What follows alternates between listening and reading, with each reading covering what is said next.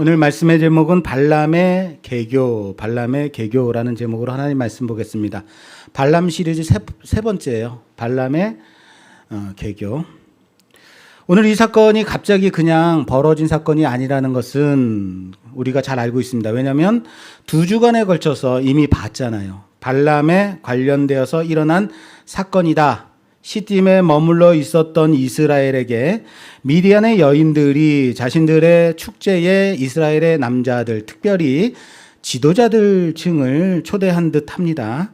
그 축제는 아마도 바알을 제사하는 희생제 축제였던 것 같습니다.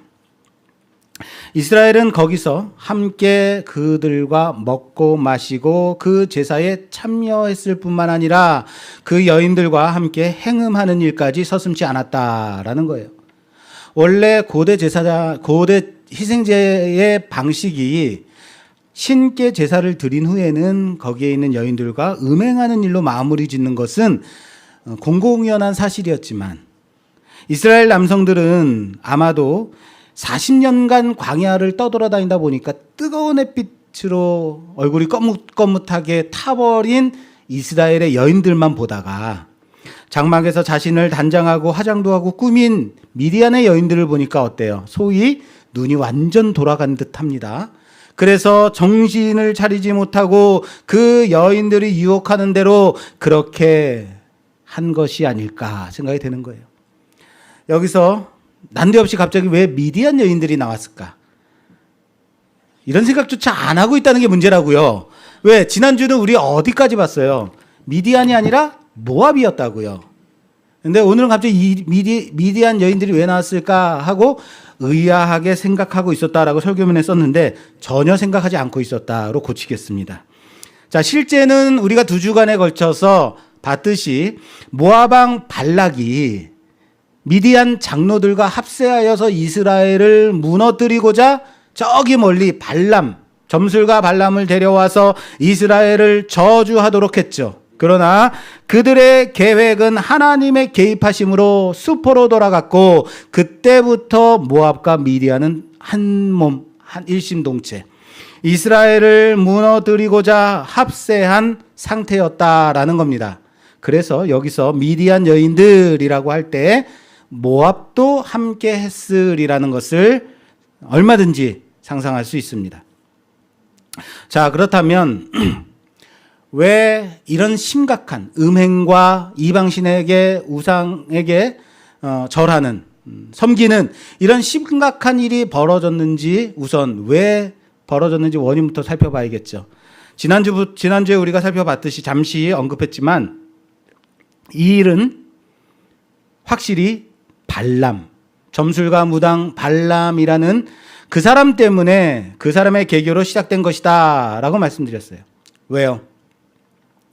발락의 사주를 받은 발람이 이산 저산 옮겨다니면서 이스라엘을 저주하려고 했지만 이것은 하나님의 주권적 개입하심으로 번번이 실패로 끝났죠. 모압 왕 발락이 돈을 많이 들여가지고 발람을 데려왔는데 하라는 저주는 하지 않고 축복만 하고 예언만 남겨놓는단 말이에요. 그래서 화가 나서 너 니네 집 가라고 했잖아요. 그랬더니 그래요 갈게요 하고는 갔어요 안 갔어요? 예, 실제는 갔다고 돼 있지만 가지 않은 것으로 보여진다. 왜요? 여호수아서에 보니까 요단 동편을 이스라엘이 평정할 때 그때 발람도 함께 죽었다라고 하고 있어요. 무슨 말입니까? 발람의 집은 어디냐면 여기서 650km 떨어진 650km면 부산보다 더 먼 거예요. 그렇게 멀리 떨어진 곳이 집인데 집에 갔으면 요단 동편 평정할 때 죽었다 안 죽었다? 안 죽죠. 자, 민수기서에도 나와 있어요. 이건 확실하게 나와 있습니다. 민수기 31장에 이 일을 행한 미디안 사람들 이스라엘이 오늘 이 사건으로 수많은 사람들이 죽게 되죠. 그래서 하나님이 이 일을 행한 미디안 사람들을 살육하라 라고 말씀하세요. 그래서 이 미디안 사람들을 살육하는 가운데 여기 발람의 최후가 나와요. 볼게요. 민수기 31장 7절에서 8절 말씀. 그들이 여호와께서 모세에게 명령하신 대로 미디안을 쳐서 남자를 다 죽였고 그 죽인 자 외에 미디안의 5왕을 죽였으니 미디안의 왕들은 에이와 레겜과 수루와 후로와 레바이며 또 부올의 아들 발람을 칼로 죽였더라. 아멘. 부올의 아들 발람.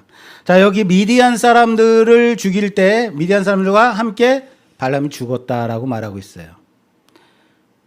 그리고 그 다음에 보면 모세가 16절에 31장 16절에 보면 보라 이들이 발람의 꾀를 따라 누구의 꾀를 따라서요? 발람의 꾀를 따라 이스라엘 자손을 부올의 사건에서 여호와 앞에 범죄하게 하여 여호와의 회중 가운데 연병이 일어나게 하였느니라라고 분명히 누구의 꾀? 발람의 꾀를 따랐다. 발람의 꾀를 내어서 이 음행을, 이 우상숭배를 부올의 사건에 일어나게 했다라고 말하고 있어요. 이 사건은 누구 때문이다? 발람 때문이에요. 그러니까 발람이 자기 집으로 가지 않고 여기 미디안 사람들, 미디안 땅에 남아서 미디안 사람들에게 꾀를 준 거죠. 모압 왕 발락에게 꾀를 주어서 이렇게 하면 분명히 이스라엘 무너진다, 한번 해봐 라고 했던 거죠. 그랬더니 미디안 사람들이 이 음행을 시킨 거고, 그리고는 발람은 뭐 했겠어요? 기다린 거죠. 성공하기를 기다리고 기대했던 거죠. 꿈꾼 거죠. 이것이 성공하면 이젠 나에게 큰 재물을 주겠지. 그런데 그 최후는 어땠습니까? 미디안 사람들이 망할 때 그들과 함께 죽었다라고 되어 있습니다. 그의 탐욕의 끝은 사망입니다. 사랑하는 여러분, 여러분들의 그 마음속에 진정으로 여러분들이 바라보고 있는 것이 무엇입니까? 여러분들의 탐욕입니까? 정욕입니까? 육신을 따라 행하는 것들입니까? 이 모든 것들은 끝내 사망으로 인도한다는 사실을 믿으시길 바랍니다. 그럼 이 사건에 대한 내용을 오늘 살펴보겠습니다. 갑자기 눈앞에 나타난 아리따운 여인들의 그 자태는 이스라엘의 남자들의 마음을 사로잡기에 충분했습니다. 하나 둘씩, 그리고 집단적으로 그들은 모압 여인들과 음행하기 시작했고, 이것이 단지 몇몇 개인의 이탈이 아니라 집단적인 이스라엘 전체의 집단적인 사건이라는 것을 오늘 말씀을 통해서 알 수 있어요. 1절에 뭐라고 되어 있냐면 백성이라고 되어 있어요. 백성 중에 몇몇이, 백성 중에 어떤 사람들이가 아니라 백성입니다. 무슨 말이에요? 이스라엘이 다 했다는 거예요. 여기서 음행이 먼저 시작이 되었는지 우상숭배가 먼저 시작이 되었는지 둘이 같이 되었는지는 정확히는 알 수 없습니다만 전후를 물어나고 이 사건이 벌어졌다라는 거예요.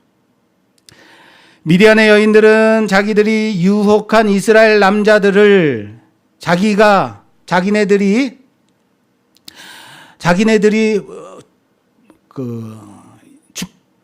자기네들이 모이는 그 부올산에서 그 열리는 자기들의 신에 대한 희생제사에 그들을 초대했고, 그들은 이스라엘 남성들은 거기에서 그들과 함께 바알 제사에 참여하여 그 음식을 먹고 그 신에게 절하기까지 했다라는 겁니다.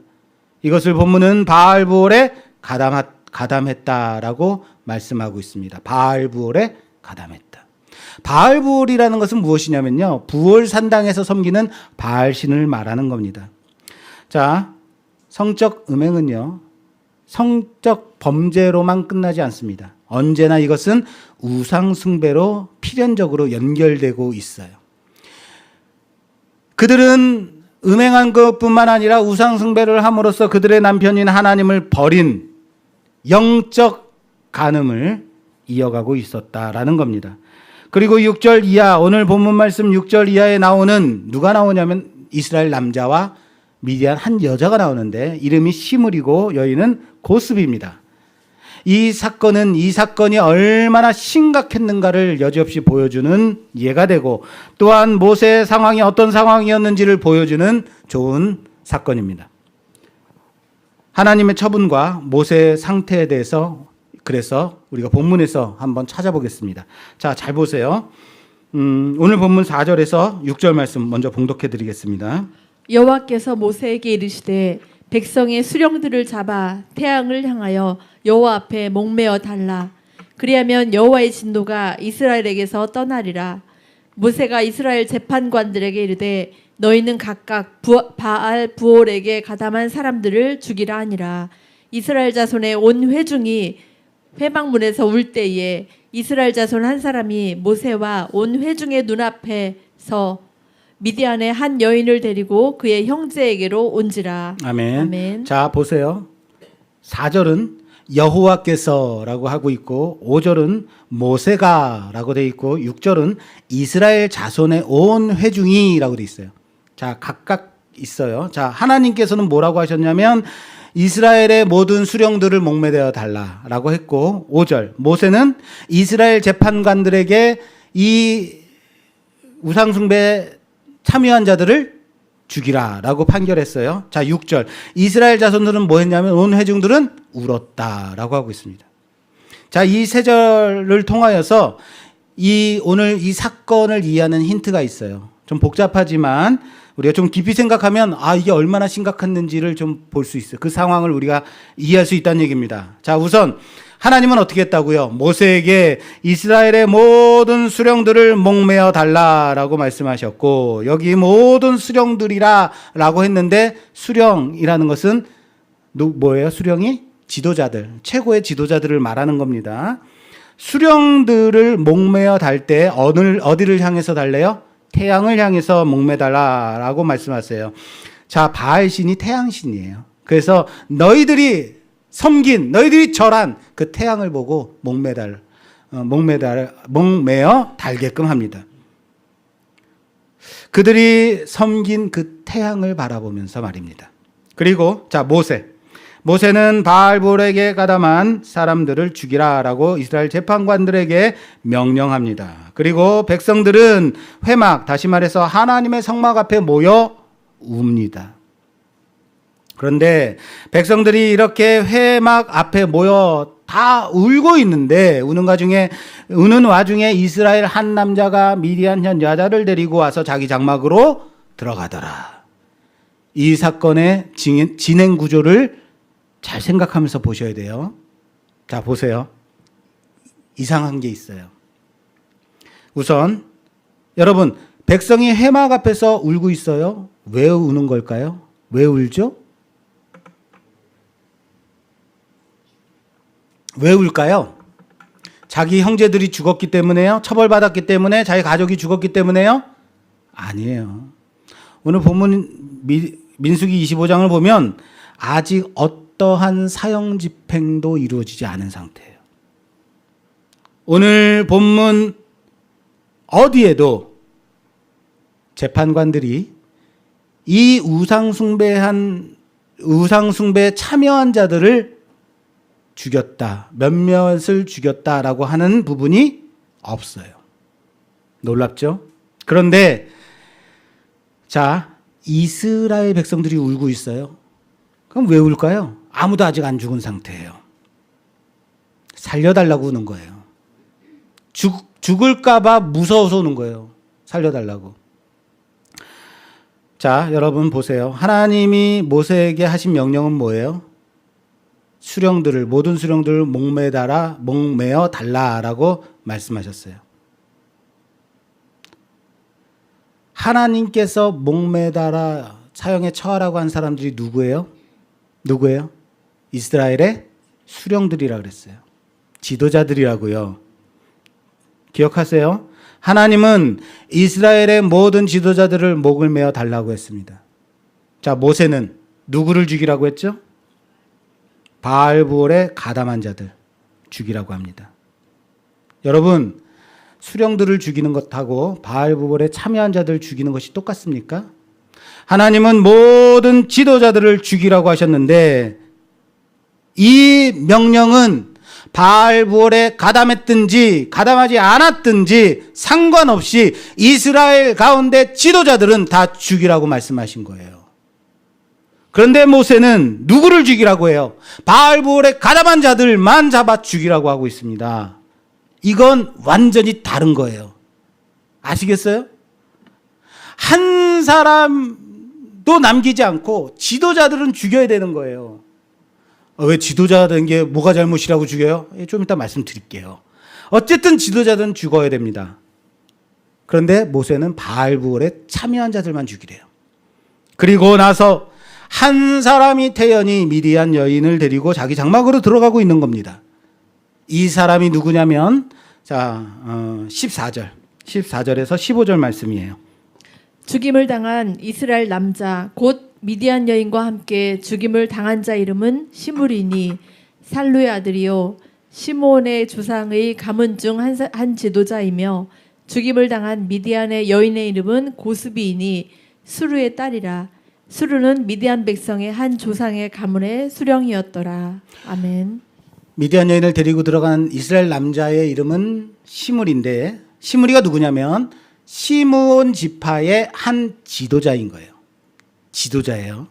수령이라고요. 그리고 함께 죽은 미디안 여인, 함께 그 장막에 들어간 미디안 여인은 미디안 족속의 족장의 한 가문의 수령의 딸인 거예요. 둘 다 뭐예요? 귀족이죠. 높은 지위에 있는 사람들이죠.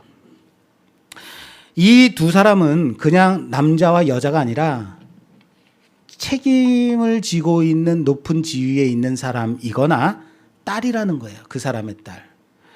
그래서 신학자 중에는 이 두 사람이 서로 모의해서 이 일을 다른 사람들까지 끌어들였다라고 해석하는 사람들도 있습니다. 어쨌든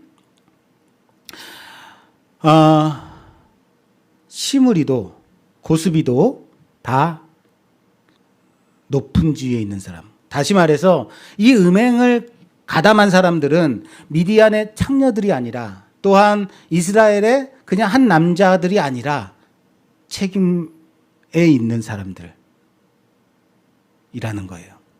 그렇다면 하나님께서 모세에게 이스라엘 모든 수령의 목을 메어 달라라고 말씀하셨을 때 모세가 달았다면 여기 시므리도 달려야 했겠죠. 그죠? 그런데 모세는 지금 소극적으로 판결을 하여서 우상숭배에 참여한 자들만 찾아 죽이라라고 재판관들에게 말하고 있고, 재판관들은 급하게 명령이 떨어졌으니까 처벌을 행한 것이 아니라 서로 눈치를 보며 시간을 끌고 있었던 것 같다라는 거예요. 왜 이런 일이 벌어졌을까요? 왜 모세는 하나님의 명령을 그 명령 그대로 행하지 않고 소극적으로 시행하도록 했을까? 왜 이스라엘의 재판관들은 모세의 명령이 떨어졌음에도 불구하고 그 음행에, 그 우상숭배에 참여한 자들 빠르게 잡아 사형을 집행하지 않았을까요? 왜 그랬을까요? 왜 그랬을까요? 그들이 지도자들이기 때문에 그래요. 죽어야 되는 자들이 이스라엘의 수령이기 때문에요. 예를 들면 이런 거예요. 말씀교회에 어마어마한 문제가 생겼어요. 부정이 일어났고 음행이 일어났어요. 하나님께서 갑자기 어떤 하나님의 음성을 듣는 자에게 그 교회의 목사들을 다 잡아 죽이라. 그러면은 여러분들 어떻게 하실 거예요? 쉽지 않은 문제라고요.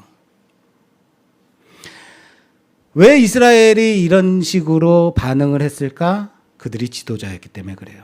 자, 보세요. 우선 지도자들은 소위 그 세계에서 반기 좀 낀다는 사람들이겠죠? 그렇게 행세 좀 하는 사람들이라면 사회 지도층이어야 하는 거예요. 보수적인 관점으로 말한다면 지도자들은 그 가문의 어른들이에요. 뭐라고요? 어른들이라고요. 그리고 그 어른들은 바로 모세와 연배가 엇비슷한 40년간 함께 동거동락했던 동료들이라 볼 수 있는 겁니다. 어른들이니까. 재판을 해야 되는 재판관들은 젊은 세대겠죠. 새로이 가나안에 들어갈 세대의 부모 세대들이 지도자들이겠죠. 대부분의 이전 세대들은 광야 40년 동안 광야에서 죽었지만 아직도 여전히 남아있는 이전 세대들은 여기 지파의 어른들로서 그 가문의 수령으로서 남아있더라라는 겁니다. 그리고 그들은 모세와 아마도 친분이 꽤나 있는 자들이었으리라고 상상하기 어렵지 않다. 그죠? 하나님이 이런 거죠. 모세야, 여전히 이전 세대로 남아있는 너의 친구들을 다 목을 메어 달라라고 하셨다면 모세의 마음이 어땠을까? 쉽지 않았겠죠. 그거예요. 무슨 말인지 이해되세요? 왜 하나님의 명령이면 철저하게 시행했던 모세가 그것을 소극적으로 전달했을까? 그래서 모세는 모든 수령들이 아닌 당연히 죽어야 마땅한 바알볼에 가담한 자들을 잡아 죽이라고 한 거예요. 이들은 죽여도 할 말이 없으니까. 그런데 여러분, 수령이면 지도자면 죽어 마땅한 거예요? 지도자라는 그 자리 때문에 죽어야 되는 건가? 하나님이 그래서 죽이라고 그런 걸까요? 그것은 단지 그들이 지도자였기 때문에 하나님이 죽이시라는 게 아니에요. 죽이라고 하신 것이 아니에요. 이는 그들이 결코 죄 없지 않기 때문에 그런 거예요. 정확하게 나와 있지는 않지만 이스라엘 남성들이 이방 여인들과 만나고 그들의 제사에 참여하러 가는데 그들 또한 적극적으로 참여했거나 또는 소극적으로는 허락해야만 하는 자리에 그들이 있었다. 다시 말해 그들의 책임, 그들은 책임의 자리에 있는 사람들이었다라는 겁니다. 적극적이라면 직접 참여했을 테고 소극적이라면 허락하는 사람들. 그리고 그 중에 누가 있다? 시므온 지파의 지도자 시므리가 있는 거예요. 하나님의 명령대로였다면 죽어야 마땅한, 이미 죽었어야 할 시므리가 뭐 하고 있어요? 지금 방자히 미디안 여인을 데리고 온 회중들이 이 앞에서 성막 앞에서 울고 있는데 그 앞에 한 여인을 데리고 들어가는 거예요.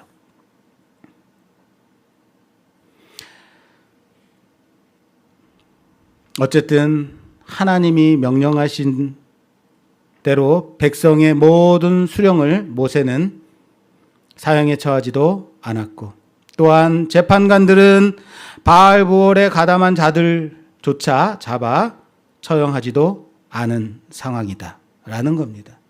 그리고 백성들은 살려달라고 하나님의 회막에 모여 울고 있는 겁니다. 하나님의 진노는 연병이 백성 중에 퍼지게 하사 수많은 사람들이 이로 인하여서 죽게 합니다. 그런데 그런 와중에도 시므리라는 이 지도자는 미디안 여인을 데리고 자기 장막에 들어가더라. 왜 들어갔을까요? 장막 자랑하려고? 선악을 알게 하는 나무의 열매를 따먹으면 안 된다라고 하나님께서 명령하셨습니다. 따먹는 날에는 정령 죽으리라. 자, 아담이 따먹었어요? 안 따먹었어요? 따먹었어요. 따먹는 행위는 뭐죠? 죄악입니다. 왜 죄악이죠? 왜 죄죠? 그렇죠. 먹지 말라고, 하지 말라는 것을 했기 때문에 죄악인 거예요. 그러면 여러분, 하라고 하시는 것을 하지 않는 것은 뭘까요? 하라고 하시는 것, 다시 말해서 아무것도 하지 않는다면 그건 뭘까요? 그것도 죄악이에요. 하라는 것을 하지 않는 것, 아무것도 하지 않는 것 자체가 죄악이라는 것을 우리는 알아야 됩니다. 만약 모세가 하나님의 명령에 따라서 바로 반응하여 자신의 평생의 동료들, 모든 지도자들을 사형에 처했다면 연병이 이스라엘에 퍼졌을까요? 만약에 퍼졌다 하더라도 그렇게 수많은 사람들이 죽었을까요? 하나님께서도 말씀하셨어요. 그들을 메어 달라. 그럼 나의 진노가 그칠 것이다. 그것도 아니라면 이렇게 방자히 지도자된 시므리가 미디안 여인을 아무렇지도 않게 자기의 장막으로 들어가서 행음할 수 있었을까요? 사형이 치어지고 있는데요. 죽어져 가고 있는데요. 모세가 아무것도 하지 않은 결과가 무엇입니까? 우리는 아무것도 하지 않으면 아무 일도 벌어지지 않는다고 생각을 합니다. 그러나 결코 문제는 조용히 사라지지 않습니다. 우리가 가만히 있는다면 그것은 더 큰 문제를 야기시킬 수밖에 없는 겁니다. 더 문제가 더 커지고 확산되어진다는 사실을 믿으시길 바랍니다.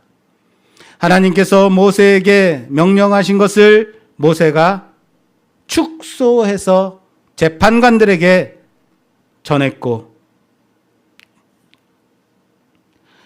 재판관들은 그럼에도 불구하고 이스라엘 자손의 온 회중 중에 여기에 가담한 사람들을 적극적으로 처벌하지도 않았고, 이스라엘 온 회중이 회막 앞에 울고 있는 겁니다.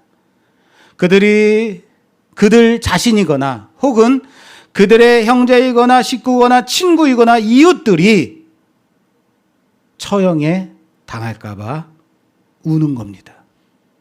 살려달라고 우는 겁니다. 이 모든 백성들이 모여있는 그 가운데, 하나님의 회중, 하나님의 회막 앞에 다 모여있는 그 가운데 그 눈앞으로 시므리가 미디안 여인을 데리고 가고 있는 거예요. 그들이 하나님의 성막 앞에 모여있고, 그들이 보는 것을 뻔히 알면서도 자신의 장막으로 미디안 여인을 데리고 들어가고 있는 것을 모든 회중이 봤습니다. 그런데 이스라엘 회중의 마음이 어땠을까요? 와, 대단하다 그랬을까요? 놀랐겠죠. 어떻게 이런 상황에서 너는 그런 짓을 할 수가 있냐? 라는 생각을 했겠죠. 그런데 문제는 무엇이냐면, 시므리가 자기 장막으로 미디안 여인을 데려가는데도 불구하고 아무도 움직이지 않고 있다. 아무도 아무것도 하고 있지 않더라는 겁니다. 심지어 누구까지도요? 모세도요.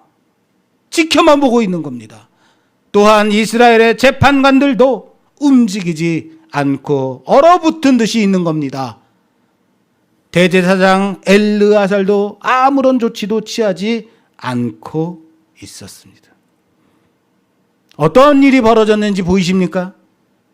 하나님의 말씀을 붙잡는 자들이, 하나님의 말씀을 붙드는 거룩한 백성이 범죄에 대해, 죄악에 대해서 아무 일도 하지 않고 있을 때 어떤 일이 벌어진지 아시겠습니까? 그 공동체 안에서 하나님의 말씀을 지키려는 의지는 꺾이게 됩니다. 말씀을 따라 살려고 하는 용기는 사라지고 아무도 나서지 않게 되는 겁니다. 아시겠어요? 그나마 다행인 것은 여기 한 사람이 있습니다. 대제사장 엘르아살의 아들 비느하스는 그 담대하게 자기의 장막으로 여인을 데려가는 시므리를 보면서 그대로 앉아 있을 수 없었습니다. 어떠한 의로운 분노를, 거룩한 분노를 가지고 그를 쫓아갑니다. 하나님께서는 이것을 하나님을 위한 질투다라고 했습니다. 따라서 합시다.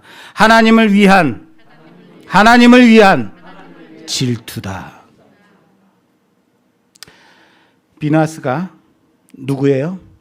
대제사장 엘르아살의 아들이에요. 자신이 대제사장 아닙니다. 아들이에요. 재판관 아닙니다.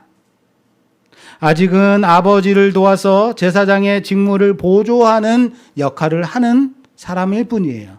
그런데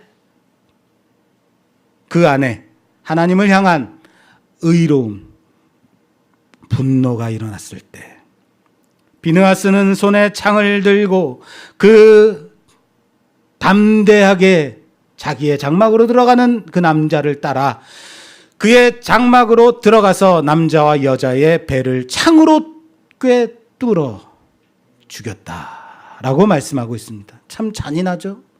그런데 성경에서 이렇게 자세하게 표현하고 있는 이유가 있겠죠. 하나님의 말씀이 준행되지 않는다면, 하나님의 심판이 드러나지 않는다면 하나님께서 과연 살아계신가? 이런 악한 자들이 이렇게 악한 일을 하는데도 아무렇지도 않게 떵떵거리고 잘 살고 있다는 것을 본다면 사람들은 시므리처럼 이렇게까지 방자하게 행할 수 있다라는 것을 알아야 됩니다. 우리 또한 그렇게 아무렇지도 않게 범죄를 저지르며 악한 길을 하면 내 마음대로 살 수 있다라고 생각하는 거예요.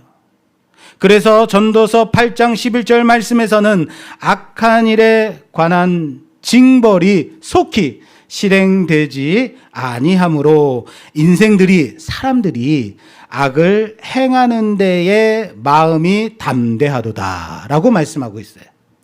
악한 일을 하고 있으면서도 양심의 가책이 없는 거예요. 악한 일을 하고 있으면서도 하나님을 두려워하지 않는 거예요. 담대하게 하는 거예요. 괜찮아, 이렇게 해도 아무 일 벌어지지 않을 거야. 봤지? 아무렇지도 않잖아. 그렇게 방자해지는 겁니다. 그리고 비느하스가 하나님의 의로운 그 분노를 가지고 그를 죽였을 때 그 순간 연병이 그쳤습니다. 할렐루야. 연병이 그쳤습니다. 연병이 언제 시작됐는지 알 수는 없어요. 그러나 모세가 하나님의 지시대로 모든 수령들을 처벌했다면 하나님의 진노는 말씀하신 대로 그쳤을 겁니다. 그러나 모세는 행하지 않았고 결국 하나님의 진노가 백성들 가운데 연병으로 일어난 그날에 연병으로 24,000명이 죽었습니다. 비느하스는 하나님을 위한 그 질투의 마음을 가지고 그들을 심판했고 그 심판으로 인하여서 연병이 그치게 되었습니다. 여러분, 24,000명이 죽었다고 했는데요. 24,000명이 얼마나 많은 숫자인지 와닿습니까? 이전에 민수기에서 정말 많이 죽은 사건이 언제였냐면 고라의 반역이에요. 고라가 반역했을 때 몇 명이 죽었냐면 약 15,000명 죽었어요. 반역했을 때 15,000명, 우와, 많이 죽었다라고 했는데 그것보다도 훨씬 더 많은 24,000명이 죽은 겁니다. 무슨 말인지 아시겠어요? 출애굽한 1세대들이 다 이때에 남은 출애굽한 1세대들이 이 사건으로 다 죽게 됩니다. 시므리와 고스비를 창으로 찔러서 죽일 권한이 비느하스에게 있었을까요? 없었어요. 그럼에도 불구하고 하나님의 칭찬이 무엇입니까? 여기에 있어요. 비느하스가 하나님의 질투하심으로, 하나님을 위하여 질투함으로 그 질투의 마음을 가지고 하나님의 진노를 풀어드렸다. 비느하스는 하나님을 위하여 질투하여 이스라엘 자손을 속죄한 것이다라는 겁니다. 또한 비느하스의 이 행동이 이스라엘의 속죄를 가져왔고 하나님의 진노는 비느하스의 행동으로 말미암아, 용감한 행동으로 말미암아 거두어졌고 따라서 연병도 그쳤다. 그리고 하나님은 비느하스에게 평화의 언약을 회복시키셨다라고, 평화의 언약을 주노라라고 하나님께서 말씀하십니다. 비느하스의 그 하나님을 향한 열심이 이스라엘 모든 백성, 그들을 다 죽일 뻔한 이 사건에서 그들을 살리게 되었다라는 겁니다. 이전 세대의 우상 숭배로 깨어진 하나님과 이스라엘의 언약이 비느하스의 용감한 행동으로 인해서 다시 한번 회복되게 되었다라는 말씀이에요. 그런데 이 말씀 드리니까 딱 생각나는 사건이 하나 있어요. 일부에 물어봤더니 전혀 기억을 못해서 제가 말씀드리겠습니다. 출애굽한 초기에 얼마 되지 않았어 이스라엘은 시내산에 도착했습니다. 모세는 하나님께 율법을 받으러 올라갔고 그리고 내려오지 않았습니다. 그러자 이스라엘 백성들이 금송아지를 만들어 음란하게 섬겼습니다. 그 금송아지 사건. 그들은 하나님과 언약을 맺은 백성임에도 불구하고, 하나님만을 섬기겠다고 맹세한 백성임에도 불구하고 금송아지를 만들어 음란히 섬겼다고요. 그리고 이것을 본 모세는 그 하나님의 질투의 마음을 가지고 하나님이 주신 언약의 두 돌판을 던져 깨뜨립니다. 여러분, 이것이 단지 분개한 모세가 홧김에 언약의 두 돌판을 던져서 깨뜨렸다로 보면 된다, 안 된다? 안 된다 그랬어요. 이것은 홧김에 던진 게 아니라 이 두 돌판이 깨뜨려지지 않으면 이 돌판에 새겨진 언약대로 이스라엘은 어떻게 돼요? 진멸되어져. 그러니까 깨뜨려져야만 하는 거예요. 언약이 깨뜨려져야만 하는 거예요. 기억나세요? 네, 똑같습니다. 일부의 반응과. 자, 그리고 그에 대한 처벌은 하나님 편에 선 레위인들이 자신의 형제와 이웃과 친구들 진영 이쪽에서 저쪽으로 다니면서 그날에 3,000명을 죽입니다. 재판한 겁니다. 그때의 사건과 오늘 이 사건이 오버랩되는 부분이 딱 보이지 않습니까? 우상 숭배로 깨뜨려진 언약의 관계를 모세와 비느하스가 각각 하나님의 그 마음을 품고 던져 깨뜨리고 창으로 뚫어 처벌함으로써 하나님의 진노가 그쳤다. 그런데 금송아지를 섬긴 세대가 출애굽한 지 얼마 되지 않은 그때 그 일을 행한 사람들이죠. 다시요. 금송아지를 섬긴 사람들이 누구냐면 출애굽한 지 얼마 안 된 젊은 1세대들이라고요. 이 사람들이 시내산 밑에서 금송아지를 섬겼고 그리고 오늘 가나안 땅에 들어가기 앞서서 마지막 사건으로 이 사고를 또 친 거예요. 이스라엘의 지도자들이 된 그들이 주도적이든 묵시적이든 소극적이든 무엇을 행했든지 행하지 않았든지 다시 우상 숭배의 무서운 죄악을 저지른 그 한가운데 있더라. 하나님이 왜 지도자들을 다 잡아 죽이라고 하신지 아시겠어요?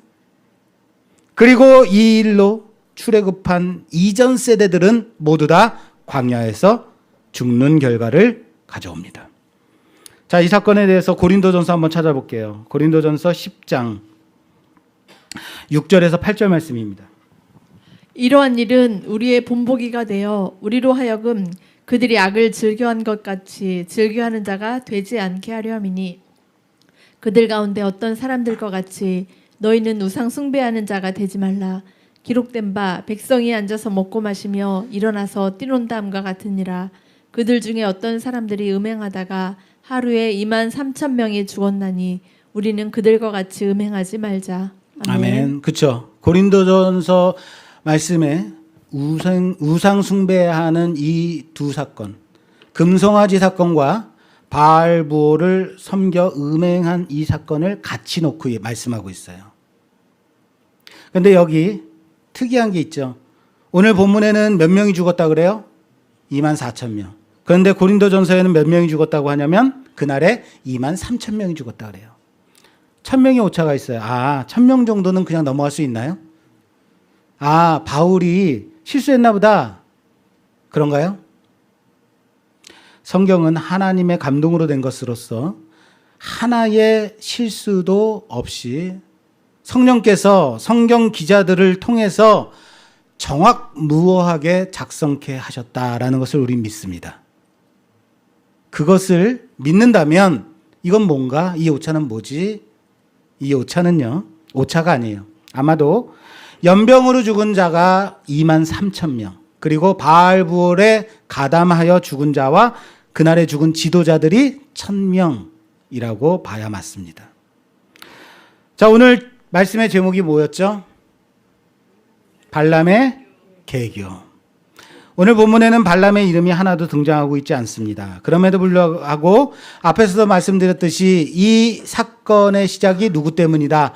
발람의 꾀로부터 시작이 된 것이다. 발람의 꾀로 인해서 벌어진 사건이다라고 말씀드렸어요. 그래서 우리는 발람 사건, 민수기 22장부터 오늘 25장까지 전체를 조망하면서 하나님께서 우리에게 무슨 교훈을 주시고자 하는지 한번 고민하는 시간을 가지려고 합니다. 하나님은 이 발람을 통하여서 우리에게 주시는 하나님의 그 음성은 뭘까요? 여러분들은 무엇을 느끼세요? 음행하지 말자, 우상 숭배하지 말자, 이런 건가요? 모압 왕 발락이 발람에게 요구한 것이 뭐였어요? 이스라엘을 저주하라. 그러나 하나님의 개입으로 그것은 무산되었고 도리어 이스라엘을 축복하기만 했죠. 모압과 미디안 그리고 점술과 발람이 얼마나 이스라엘을 해하려고 갖은 애를 다 썼는지 우리는 앞의 내용들을 보고 잘 알고 있습니다. 얼마나 노력했는지 알고 있습니다. 그럼에도 불구하고 이 모든 일에 대하여서 이스라엘은 전혀 알았을까 몰랐을까? 몰랐단 말이에요. 그들의 지각의 영역에 있지 않았다라는 거예요. 그들은 모르고 있었습니다. 그들이 모르고 있는 가운데서도 하나님이 얼마나 열심히 일하고 계셨는지 이스라엘은 전혀 몰랐다. 그들이 모르는 영역에서 저주가 벌어지고 있었고 그들을 해하려고 온갖 계책이 벌어지고 있었다. 그러나 하나님이 그들을 보호하고 계셨다. 그들에게 일어난 오늘 이 음행의 사건이 이스라엘이 얼마나 취약하고 부족하고 연약한 존재들인지를 확실하게 보여주고 있습니다. 하나님은 그들을 구원시키기 위하여 100% 열심으로 일하고 계셨음에도 불구하고 이스라엘은 단 한 번의 유혹으로 미디안 여인들의 그 유혹으로 무너지고 말았다라는 거예요. 하나님께서 그들을 보호하고 계시지 않는다면 이방신들의 저주하고 수많은 적군들과 원수와 마귀와 사탄의 계교가 그들을 엄습한다면 어떻게 될까요? 하나님의 보호하심이 없다면요. 오늘날 우리도 이스라엘과 동일한 유혹 가운데 둘러싸여 살아가고 있습니다. 우리는 어떻습니까? 우리는 낫습니까? 괜찮습니까? 우리는 이겨내고 있습니까? 민수기 발람의 사건을 통해서 세상이 그리고 세상의 임금인 사탄이 아무리 하나님의 복받은 백성, 하나님의 택하신 백성들을 무너뜨리려고 안간힘을 쓴다 하더라도 그것은 실패하는 일일 뿐임을 봤습니다. 그리스도 안에 있다는 것이 얼마나 상상조차 할 수 없을 만큼 안전한 피난처인가 우리는 고백해야 됩니다. 그러나 오늘 본문은 그렇게 영광스럽고 안전하게 전능하신 하나님의 팔로 우리를 보호하시고 이스라엘을 보호하고 붙잡고 계시는 하나님의 백성이 자신들의 눈앞에 단 한 번의 유혹으로 말미암아 흔들리고 모압 여인들에 의해서 무너지고 마는 이것을 보면서 어떤 저주로도 바꿀 수 없는 영광스러운 하나님의 택하신 백성된 권세가 세상의 유혹 앞에서 얼마든지 무너져 내리더라라는 것을 봅니다. 이것은 단순히 성적 부도덕한 음행만을 말하는 것이 아닙니다. 성적 부도덕은 필연적으로 영적 우상 숭배로 연결이 되어질 수밖에 없습니다. 우리는 이런 유혹과 음행의 문제에서 자유롭습니까? 유혹 가운데서 여러분들은 넘어지지 않습니까? 우리는 항상 넘어지는 자, 실패하는 자들 아닙니까? 왜 이스라엘은 그렇게밖에 연약할 수밖에 없는가? 아니라고요. 그것이 누구의 모습이라고요? 우리의 모습이라고요. 사랑하는 여러분, 우리의 거룩이 무너지고 교회의 언약적 정체성이 깨뜨려지는 것은 어떤 영적인 문제에서가 아닙니다. 성적이고 부도덕함의 영역에서 일어나는 것입니다. 바로 우리의 문제라고요. 그리고 오늘날 한국교회의 지도자들의 문제가 바로 여기에서 벌어지고 있다라는 것을 우리는 부정할 수 없습니다. 우리는 절대 예배 자리에서 성경 공부하는 모임에서 교회 모임에서 무너지지 않습니다. 항상 성적이고 우상 숭배의 영역에서 무너지게 되는 것입니다. 오늘 말씀을 마무리하려고 합니다. 오늘 이 사건에 종지부를 찍은 사람은 모세가 아닙니다. 누구였죠? 비나스입니다. 하나님의 질투의 마음을, 하나님을 위한 질투의 마음을 가지고 의로운 분노의 마음을 가지고 하나님을 위한 열심으로 그는 행동에 옮겼고, 이로 인해서 결과는 무서운 책임을 홀로 져야 되는 부담을 낳을 수도 있었지만, 그럼에도 불구하고 그는 행동했고 이스라엘 모든 백성을 속죄하였다라는 겁니다. 그의 행동은 결국 이스라엘을 위한 속죄가 되었습니다. 우리는 늘 넘어집니다. 이스라엘만큼, 아니 그보다 더 자주 넘어지는 자들입니다. 그런데 우리에게는 비느하스로 예표되는 분이 계십니다. 바로 예수 그리스도십니다. 예수님은 주의 집을 위하는 열심이 나를 삼키고 주의 비방하는 비방이 내게 미쳤나이다 라는 시편 말씀을 성취하기 위해 성전을 청결케 하셨습니다. 예수님께서 하나님의 질투로 죄와 죽음과 마귀를 멸하셨습니다. 믿으십니까? 그리고 우리를 위한 영원한 속죄가 되셨습니다. 그리고 우리의 영원한 대제사장이 되셨습니다.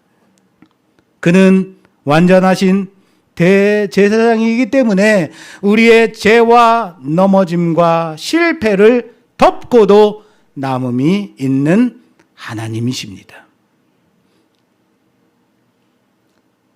우리의 죄로 인하여서 죽어야 됐지만 비느하스의 하나님을 위한 그 열심으로 모두가 살아났듯이 우리는 오늘 영원히 죽을 수밖에 없는 인생임에도 불구하고 그리스도로 말미암아 살았고 또한 영원히 하나님 앞에 살 것임을 믿으시기 바랍니다. 나의 의와 나의 공로가 아니라 예수 그리스도의 하나님을 향한 순종과 열심으로 인함입니다. 그 몸을 스스로 들이심으로 우리를 위한 속죄가 되셨다고요. 사랑하는 여러분, 우리의 우상 숭배에도 불구하고 우리의 음행에도 불구하고 우리의 모든 범죄에도 불구하고 우리는 그리스도로 말미암아 살아가는 자들이라는 사실을 믿으시길 바랍니다. 그리고 그리스도로 말미암아 우리는 점점점 더 거룩한 백성으로 순결한 신부로서 깨끗한 교회로 지어져 갈 것임을 믿으시는 우리 모두가 되기를 주님의 이름으로 부탁합니다. 그 하나님의 우리를 향하신 구원의 열심과 하나님을 위한 우리의 뜨거운 거룩한 분노를 가지고 죄악된 세상 가운데 싸워 이겨내는 자들이 되기를 주님의 이름으로 축원합니다. 아무것도 하지 않는 자가 아니라 하나님의 말씀에 순종하고 그 말씀 붙들고 끝내 이겨내는 거룩한 분노를 품고 하나님의 그 말씀 붙들고 순종하는 자들로 세워지는 모두가 되기를 주님의 이름으로 축원합니다. 축원합니다.